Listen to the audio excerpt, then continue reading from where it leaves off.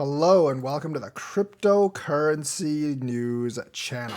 It looks like some people in Congress are finally starting to go after the mighty Gary Gensler in the House, not the puppy dog hold my hand hearings they had in the Senate for Gary Gensler on FTX, but they are actually demanding documents. Now, they're like, why aren't you charging him with anything? Well, they don't really have any solid evidence to charge him with anything. Yes, he was having dinner with Sam Bankman-Fried before the FTX collapse.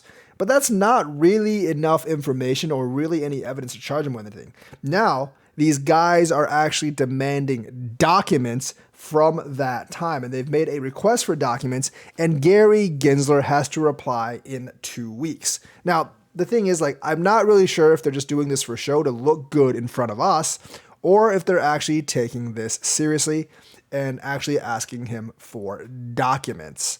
I'm hoping it's the latter, because if this is just for show, then it's a waste of our time. We know that the SEC has issued a warning to all exchanges, not just Kraken, after they settled with Kraken for $30 million plus the stopping of their staking reward. So we know they settled with Kraken for that. But not only that, they've warned all other staking services, and other staking services like XRP, Paynet, etc. have actually complied with them even before they sued them.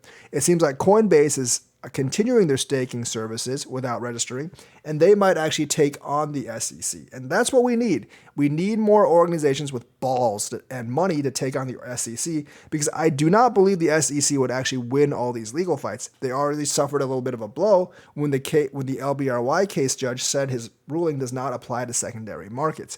And Hester Pierce, one of their own commissioners, she's 1 versus 4 right now, has actually dissented from the SEC opinion. So there are cracks in the dam of the SEC. Gary Gensler is obviously on a warpath, but now he is actually being basically summoned to produce documents between himself, Almeida Research, and FTX. So this is what the committee wants.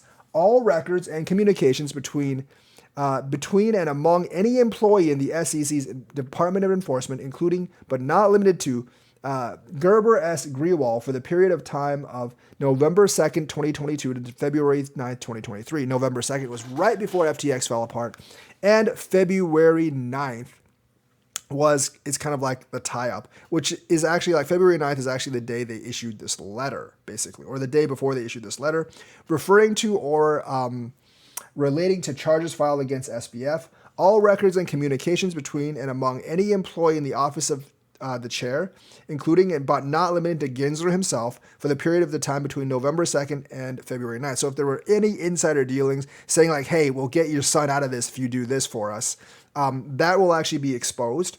And all records and communications between and among any employee of the SEC and the Department of Justice for the period of November 2nd, 2022 to February 9th, 2023. So they're looking for all the documents between right before FTX fell apart and basically today. Now, the thing is, I think they should also demand the records of when Gary Gensler was wining and dining Sam Bankman-Fried, because that could tell us a lot about the relationship right there, and how Gary Gensler was trying to help Sam Bankman-Fried avoid regulations, which could actually be a violation in itself. So hopefully they find something about Gary Gensler, and this trips him up among all the other legal cases, because he is on a battering ram to destroy the entire crypto industry in the United States, and only Congress can really hold him accountable.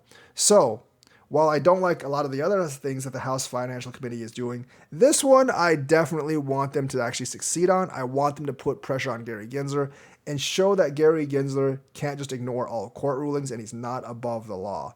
So that's the news for today. Let me know what you think. Like and subscribe. Hit that bell notifications button. Thank you and have a nice day.